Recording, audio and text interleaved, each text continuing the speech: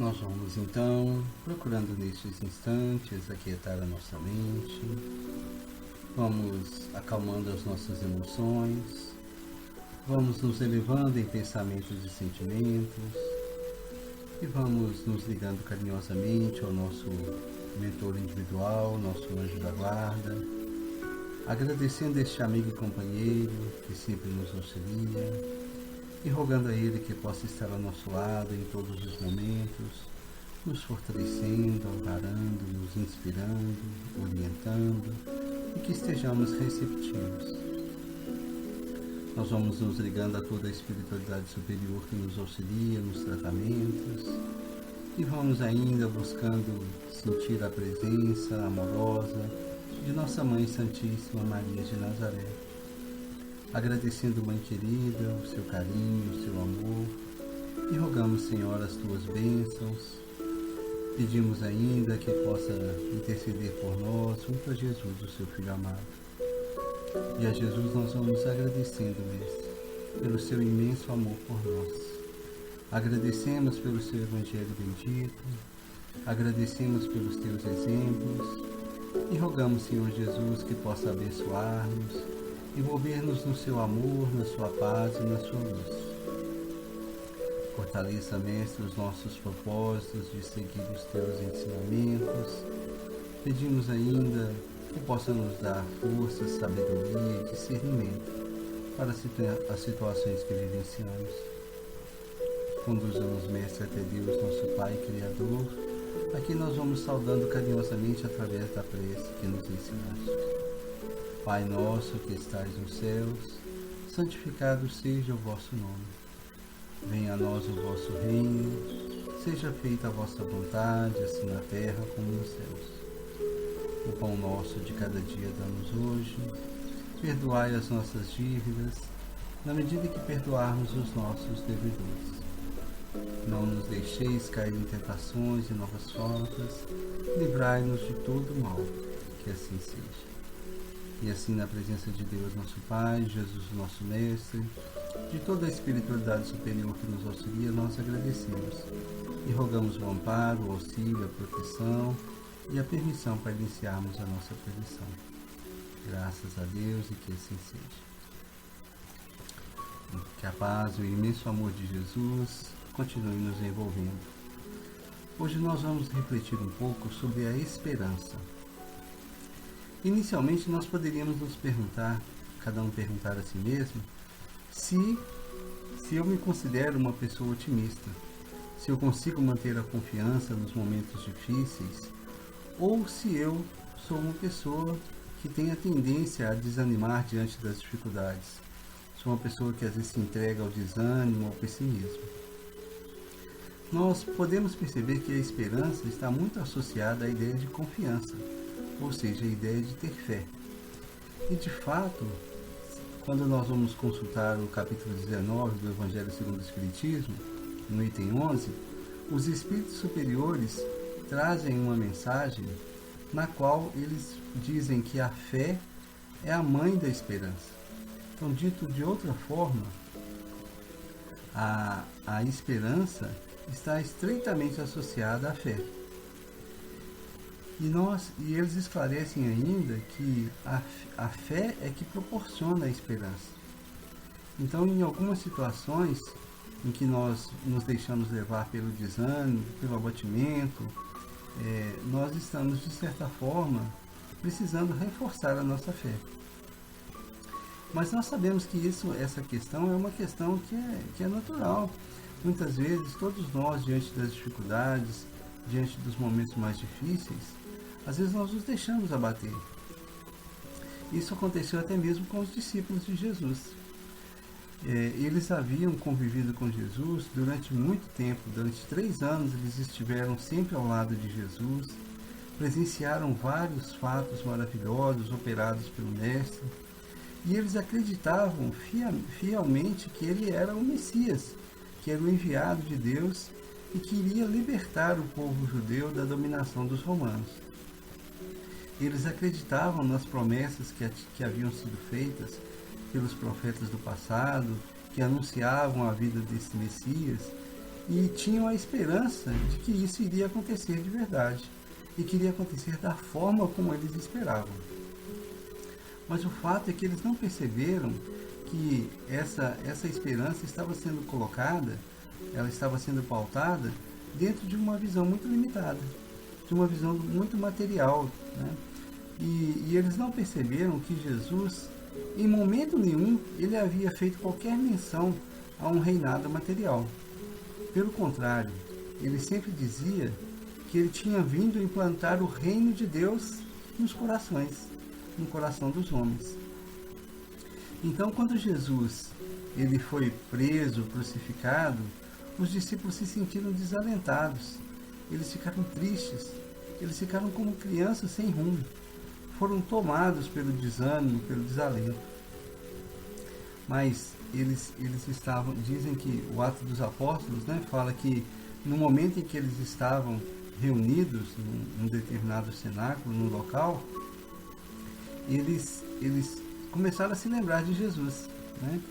E aí aconteceu que Jesus veio ao encontro deles novamente. Ele se materializou para eles, né? Inclusive trazendo para eles a esperança com a mensagem da ideia da imortalidade.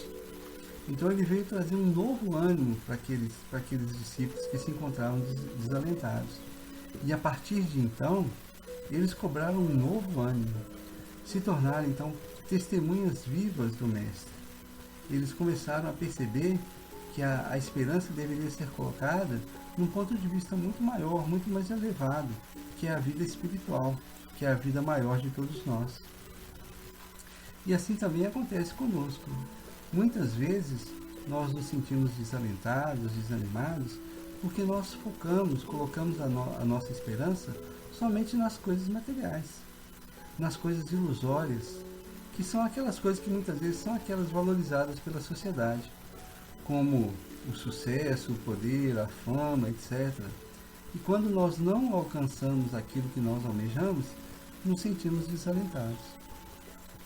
Mas para que nós possamos verdadeiramente manter a esperança, nós devemos manter o nosso olhar, focar o nosso olhar num ponto de vista mais elevado. Não devemos centralizar o nosso olhar somente nas coisas materiais, pois quando nós encaramos as coisas de um ponto de vista material, a nossa visão fica limitada.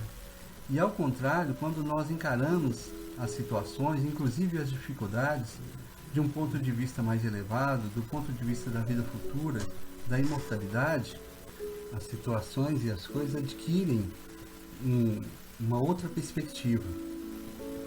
A gente passa a encarar sob um outro ponto de vista. Nós nos lembramos que nós somos espíritos imortais, que estamos aqui na Terra vivendo as experiências com o objetivo de aprender, com o objetivo de evoluir. Quando nós encaramos assim por esse ponto de vista, as dificuldades parecem diminuir de proporção. Nós passamos a encará-las muitas vezes como provas ou como testes pelos quais nós devemos passar. E lembramos que muitas vezes, a doutrina espírita nos esclarece também, que muitas vezes essas provas foram escolhidas por nós mesmos. Então, quando nós nos lembramos que nós somos um espírito que tem a eternidade para evoluir, e nós passamos a encarar a encarnação como um pequeno percurso diante dessa eternidade, muitas vezes ela representa alguns segundos diante do que é a nossa evolução espiritual. Então, quando encaramos as dificuldades desse ponto de vista mais elevado, do ponto de vista da vida futura, é que a esperança se faz mais presente. A esperança também nos traz a ideia de renovação. E nós percebemos que tudo na natureza nos fala nesse sentido. A começar pela própria predominância da cor verde, que lembra a esperança, né? É uma cor que predomina no nosso planeta.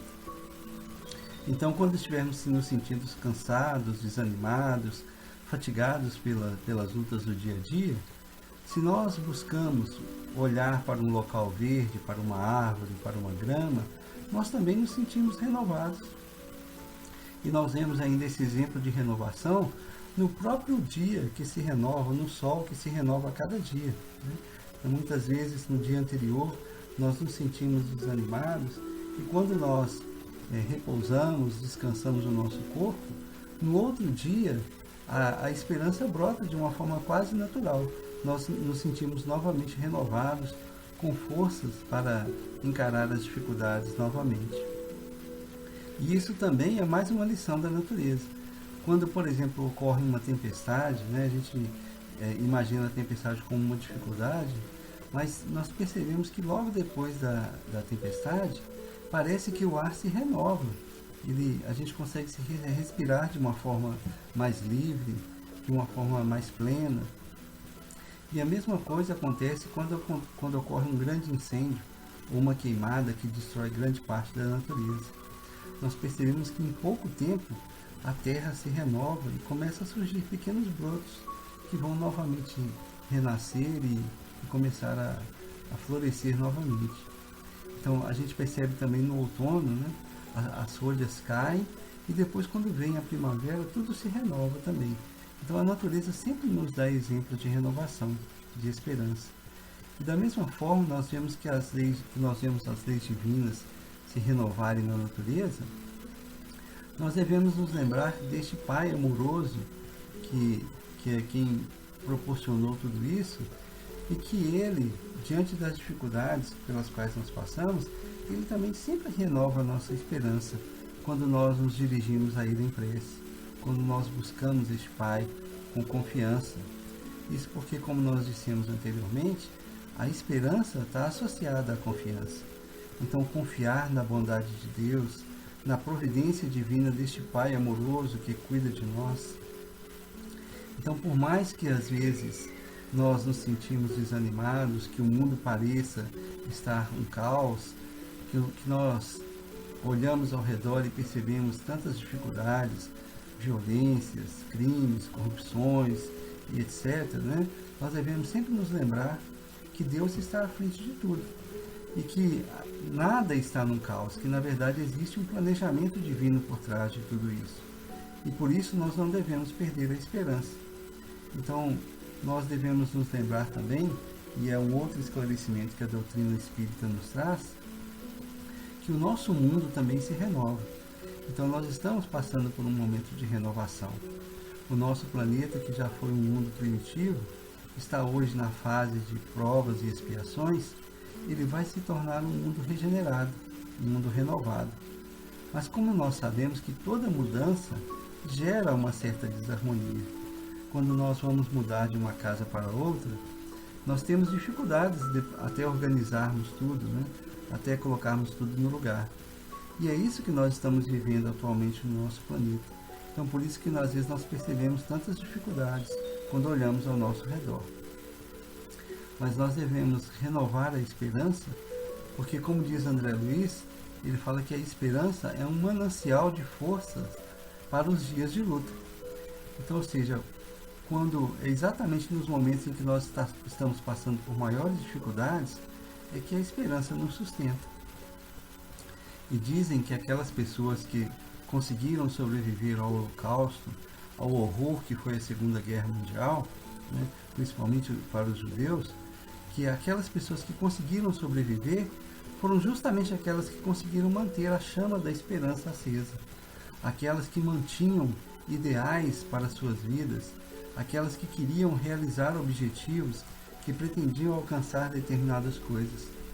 Ou seja, isso fez com que elas renovassem a esperança e conseguissem sobreviver a todo aquele horror. Mas nós vemos também que a ideia de esperança ela não se baseia simplesmente na ideia de esperar passivamente, mas sim ela pressupõe também a ação.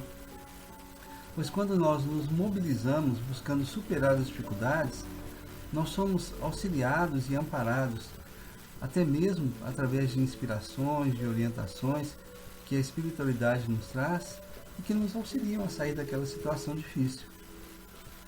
Tem uma história que ilustra um pouco isso, e ela fala de um homem que vivia num reino há um tempo atrás, e neste reino havia acontecido um crime, um assassinato brutal, no qual um nobre, ou seja, uma pessoa que era pertencente à nobreza, tinha assassinado uma mulher. Entretanto, este nobre, para se livrar da culpa, ele buscou alguém que ele pudesse acusar. E ele então acusou um pobre camponês de haver cometido aquele crime. E este homem, esse pobre homem, ele foi preso e seria julgado e provavelmente seria condenado, porque o rei não iria condenar o nobre, mas ele precisava também fazer parecer que estava fazendo justiça, né? Então, esse camponês, que era um homem muito religioso, ele começou a fazer preces pedindo a Deus que o auxiliasse a sair daquela situação. Porque era uma situação injusta e ele sabia que ele confiava que ele seria auxiliado por Deus para não ter que passar por aquela provação. E ele pensou e fazia prece e ficou pensando durante o tempo que estava preso, porque ele sabia que ele seria, com certeza, ele seria condenado pelo crime que ele não havia cometido, né? Mas ele confiava que Deus poderia auxiliá-lo. E naquela época era muito comum as pessoas que faziam os julgamentos, elas apelarem para Deus para fazer justiça. Eles chamavam de julgamento de Deus. Na verdade, Deus passava longe desses julgamentos, né? Mas uma das formas que eles faziam era o seguinte: eles mergulhavam a pessoa, por exemplo, numa água fervente, e se a pessoa sobrevivesse, significava que ela era inocente. Se ela morresse, é porque ela era culpada. Então era uma coisa, de certa forma, muito irracional, né? Mas era uma forma que eles encontravam de parecer que estavam fazendo a justiça, né? Entregavam para Deus. E esse homem, então, no dia do seu julgamento, foi feita uma coisa semelhante. O rei pegou 2 papéis e disse que num deles ele ia escrever a palavra culpado e no outro ele ia escrever a palavra inocente. E aquele homem iria escolher um dos papéis. E o que estivesse escrito no papel é que seria considerado o julgamento dele, né? Mas aquele homem, ele sabia que ele, de toda forma, ele seria condenado. Provavelmente eles escreveriam nos 2 papéis a palavra culpado, e assim ele iria morrer de toda forma, né? E ele então continuou fazendo prece, pedindo a Deus que o auxiliasse naquela situação.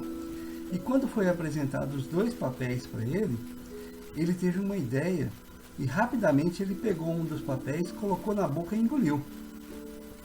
E o rei então ficou indignado e disse para ele: mas agora como a gente vai saber o que estava escrito no papel se você engoliu? Aí o homem muito sabiamente disse para ele assim: bom, basta olhar o segundo papel. A palavra que estiver escrito lá vai ser o contrário daquela palavra, vai ser o papel que eu engoli. E quando eles abriram o papel, estava escrita a palavra culpado. Então, pressupondo que ele tinha engolido o papel escrito com a palavra inocente. E assim ele foi então libertado. Então a gente percebe assim que na verdade aquele homem não se limitou a esperar que a providência divina milagrosamente o libertasse, né? Ele buscou a inspiração, buscou o amparo na prece, mas ele pensou também uma forma de agir. Então é assim que nós devemos também fazer, cultivar a esperança, buscar a fé, a confiança em Deus, né? Na sua bondade, no seu amor, mas nós devemos também procurar agir. Não devemos esperar de braços cruzados, né? Nós devemos pensar sempre que Deus nos auxilia através da espiritualidade e mesmo através das pessoas que estão ao nosso redor.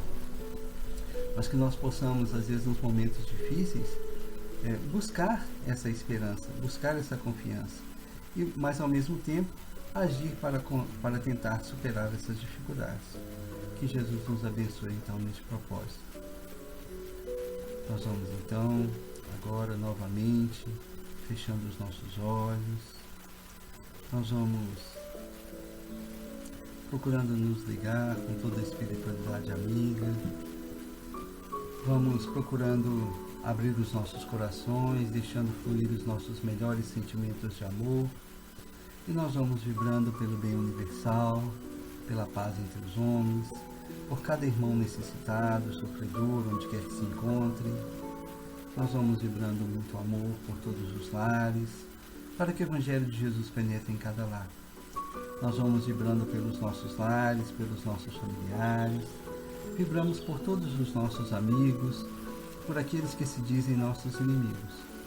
E vamos deixando uma vibração de amor em aberto, para que a espiritualidade possa levar onde houver mais necessidade neste instante. E assim, em nome de Deus e de Jesus, nós agradecemos e pedimos a permissão para encerrarmos a nossa preleção. Graças a Deus e que assim seja.